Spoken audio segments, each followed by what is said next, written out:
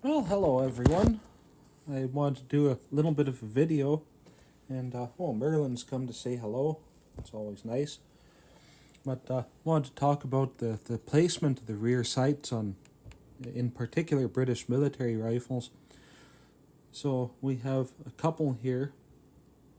We have an Enfield 1884 Martini-Henry Mark III, and we have an 1864 Snider Enfield, which obviously 1864, unless you're IMA that insists on calling the Snider the P1864 Snider Enfield, you'll know that 1864 would have been a muzzleloader. So this would have originally been a pattern 1861 Army short rifle muzzleloader, as recognized by the date on the lock, the battley bands.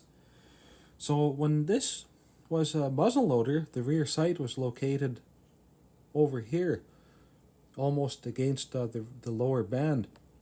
So there were various reasons for that. Now, so first off, we'll talk about like we have a Remington rolling block here that's stripped right now. I'm doing some work on it, but you can see the Remington rolling block rear sight is even further back than that on the Snider. So like, most rolling blocks were made for conscript armies. So in a conscript army, you would bring in a young fellow. I think he'd get called up when he was around 18, somewhere around there, 17, 18, whatever. Young fellows. So, when you're young, your eyes focus a lot better than they do when you get older. And it was fine. You could have your rear sight this far back, and little Johnny would have no problem focusing his eye on it. So, for the British Army tended to consist of long-serving professional soldiers. It wasn't a conscript army, it was a volunteer force. So you'd have a lot of guys in the army that were older, and when he came to the pattern 1861 was known as this, often called a sergeant's rifle. So you can imagine the sergeant is an older soldier, and he's probably going to have a real issue focusing his eyes on a sight this far back, so close to his eye. So the pattern 1861 Army short rifle had the rear sight mounted here, and there were a couple of reasons for that actually. One being the eye, like just the ability to focus your eye on it, but also these were also the primary arm of the rifle regiment, and the rifle regiment didn't carry their arms at the slope, they carried them at the trail. So having the rear sight over here made a lot of sense, because then you could get your hand around the balance point of the rifle without your hand rubbing the rear sight.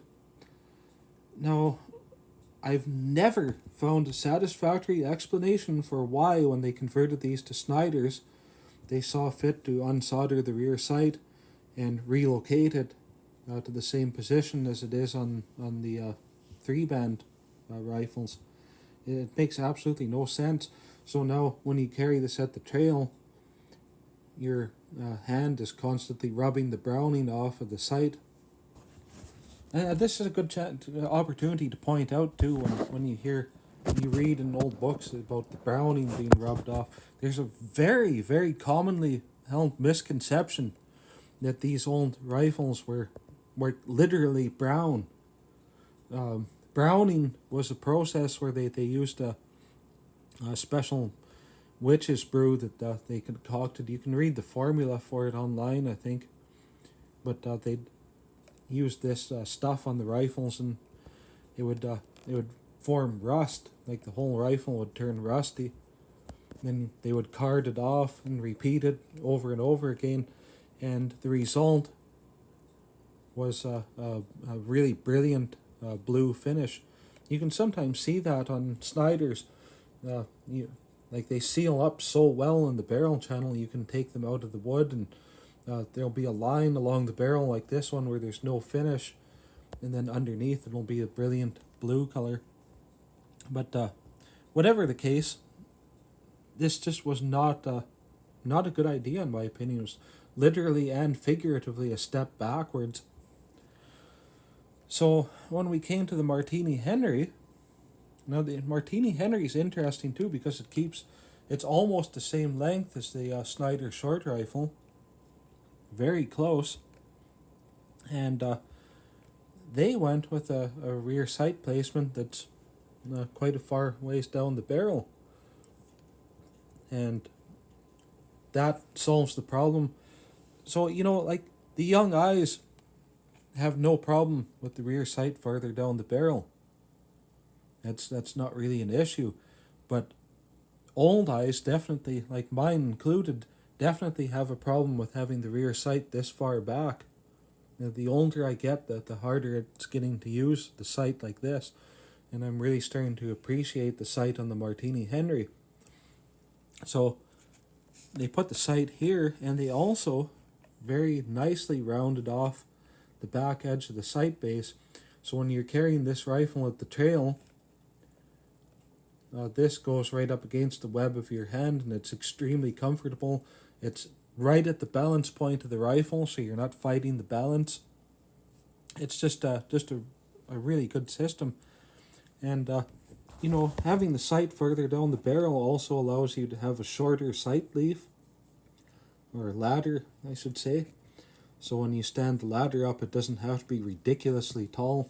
Some of the European rifles will actually have a double, like an extension that comes out of the sight ladder to try to compensate for, like, as the farther back you move the sight, the taller the ladder has to be to get your elevation. But this particular Martini is almost, I'd rate it as excellent condition, mechanically and internally. But it stood in a closet for probably 100 years, and the bore was greased, but all the external metal had grown a coat of rust. So the fellow that found it, I guess, took a chemical bluing stripper to it. Unfortunately, like, you would have been able to preserve this with some color left in it if you'd treated it properly, but it was chemically stripped, and it came out this nasty mottly grey appearance. But one of these days I'll probably do something about that, or I might just leave it as is. I haven't decided yet, but as I said, it's mechanically, it's perfect. Like, there's no real wear on the action. The bore is perfect and everything. But yeah, it's an interesting thing though. Like, they carried this on with the SMLE as well. The rear sight was mounted quite far down the barrel, and that was for the ease of carrying and the ease of use for older eyes. You always see people complaining about that too. Like, I'm a huge fan of C and Arsenal, but May is always complaining about how they could have put the sight back here. Why did they put it over there? But there's very practical reasons for putting it here. It's not just something like people decide they're going to put the sight here for no reason. It just makes the rifle a lot more usable. You have to remember, you're not, like, most of the time that these rifles were being used, they were being carried more than shot. So it makes a lot of sense to have the rear sight where it's not going to be in your way when you're carrying your rifle. But yeah, I just never understood though why they did this, moving the sight. It just kind of ruins the rifle somewhat. And these Snider short rifles are one of my all-time favorites, and that's the only thing that I would change on one. If I could, I'd have left the rear sight where it originally was located instead of moving it here. And yeah, that's about it for today. And I was thinking about another thing too that crossed my mind. I was talking last week about the Thomas Turner commercial Snider Enfield, and how you could buy the military's latest rifle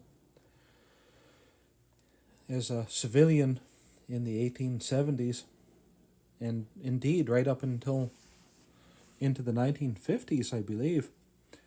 And something that more on, if you're Canadian, you know who I'm talking about. Bill Blair, the so-called Minister of Public Safety, was a crooked cop, and he somehow became an MP and got to be the Minister of Public Safety. But if you live in Canada now, you know that the RCMP walk around looking like the police from RoboCop. Like everywhere they go, they have bulletproof vests on, and they've got 30-round mags for their C8 carbines sticking out of their vests, and they just don't portray an image of police that you could trust and go to if you're in trouble. You kind of get the impression that they're strictly enforcers now. And Bill Blair was... Oh, look at the little deer going by out there. But Bill Blair was questioned about that at some point, and he said that the militarization of the RCMP is a response to the militarization of society. Now, that is probably the most absurd statement that I've ever heard from a Canadian politician.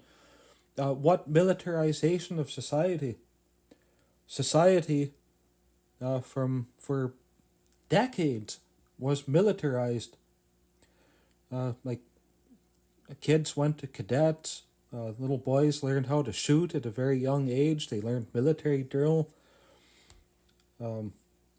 Even down to the fashions for children, like military uniforms were in fashion for kids back in Victorian times and through the Edwardian era.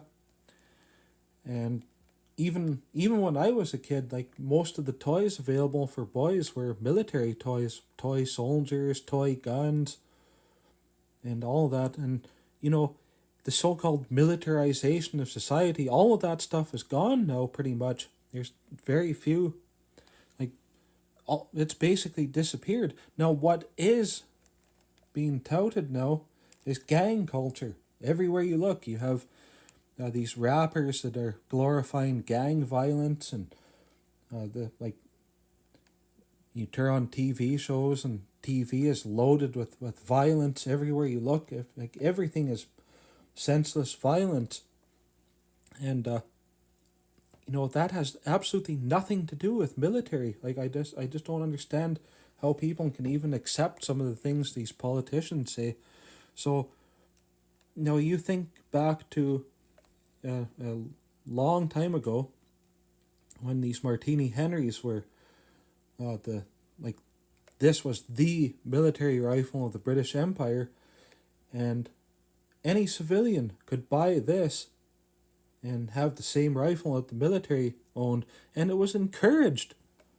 And there's very little crime. There were no, you didn't have mass shootings. You didn't have, there were gangs and things back in the old days, but not the type of stuff that goes on today, where they go around and knock off random people on the street. It's just if they did have militarization of society, like Bill Blair is claiming, maybe there wouldn't be so much crime today. Like back in the old days when, people will say, oh, well, things are different now because we have assault rifles and they didn't have them then. But, that's another point, that back in those days, so the army was carrying a single shot rifle, and the average civilian could go and buy a Winchester that held 15 rounds, and you could go bang, bang, bang, bang, bang, bang. And, the Northwest Mounted Police were sent out west carrying Snider carbines, single shots, and it was well known even at the time that most of the Indians in the area and the Métis people and the whiskey smugglers and everything would be armed with repeating rifles. So none of this crap that they push now is making any sense. There's the deer there looking. It was just looking right in the window at me. It's a nice little deer, but it's just absolutely absurd, and that people actually accept what this idiot tells them. That we're turning the police into a military force as a response to the militarization of society. It's just, this country's on a bad path right now, unfortunately. But I don't usually like to talk about politics. I like to keep it just down to the firearms. But, the thing is, like, you go on YouTube now and say I've made this video about antique firearms. I'm talking about the technical aspects of them, and this video will be put way down in the search algorithm. It basically gets buried, and people have had their videos removed because they showed them shooting a machine gun at a historical shoot. They've had videos removed talking about the technical aspects of antique firearms. And yet, you can go on YouTube and you can watch like rap videos that are literally glorifying killing police and gang violence. You can watch all these violent movies that they make now where like Rambo's murdered more people in 5 minutes than anyone could keep count of. And that's all okay, but it's not okay to talk about antique firearms. If more people would get into things like this, something to focus on, and have an interesting hobby, maybe they wouldn't be drawn into these ridiculous gangs and gang violence in the world of drugs and whatever else. But I got into these before I even had a firearms license. I was buying antique firearms with my first job. And I think I've mentioned before, one of the first things I ever bought was a Snider Enfield. And then right after that, I got a Martini-Henry, and then I got other Sniders and rolling blocks and things before I even had my license. And you only had to be 18 to buy them, so I've I never got into drugs or anything because well, even if I'd wanted to, I wouldn't have had any money. I was spending it all on gun stuff. But it's a very rewarding hobby, having something like this, like something that you can actually use, that's a part of history and everything. And people are being steered away from this now because they're being brainwashed to think that as soon as you pick up a firearm, you're going to become a murderer or some crazy thing like that. And it's a really unfortunate path that this country is taking. I don't know, this government that we have today is probably the worst since Trudeau the Elder. And that's really saying something, because we've had some terrible governments. And,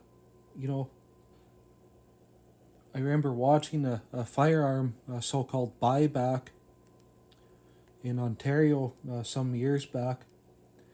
And I can't remember how it was there. You brought your firearms in and gave them up, and then they gave you Raptors tickets. And, people were turning, like, I saw one of these Martini-Henrys there. I saw several Sniders. And people were turning these in to get torched so they could get a ticket to some stupid basketball game. Now, these have been around since before these people's great-grandparents were born, and survived all these years and they would survive until well into their grandchildren's time and beyond. But they chose to take them in and get them torched, so they could get tickets for a basketball game that they'll forget they even went to in like a month. It's just absolutely absurd. And, think of the money that could have been made by people. One of these is worth a lot more money than basketball game tickets. But it's sad, thinking how many of these got destroyed because of that.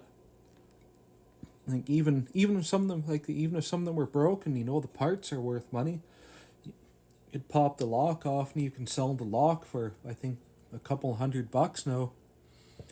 And here these people were bringing them in, and on top of that, they didn't even need a license to own them. So why would you give it up, right? Like, it just made absolutely no sense. And the police that were running that should have told them, oh well, sorry to tell you this, but this firearm is worth 10 times what these Raptor tickets are worth, so you should probably take it back and keep it and hang it on the wall and leave it to your grandchildren or something. But no, instead they took them in and bragged about how we got these firearms off the streets when they were never on the streets to begin with. Like seriously, what gang is going to be walking around the streets of Toronto carrying a Snider Enfield or a Martini-Henry or anything like that? They want plastic Glocks and things like that. But these things that people come up with there, they get votes for politicians from people that don't know any better, I guess. Anyhow, enough ranting for now. I just wanted to bring up the issue of these rear sights because it seems to be something that's poorly understood. And as usual, I ended up going way off track, but some things need to be said. Anyhow, if you like the video, leave a comment, and don't be afraid to subscribe. I try to post a video every week or 2 weeks. Hey, see you soon.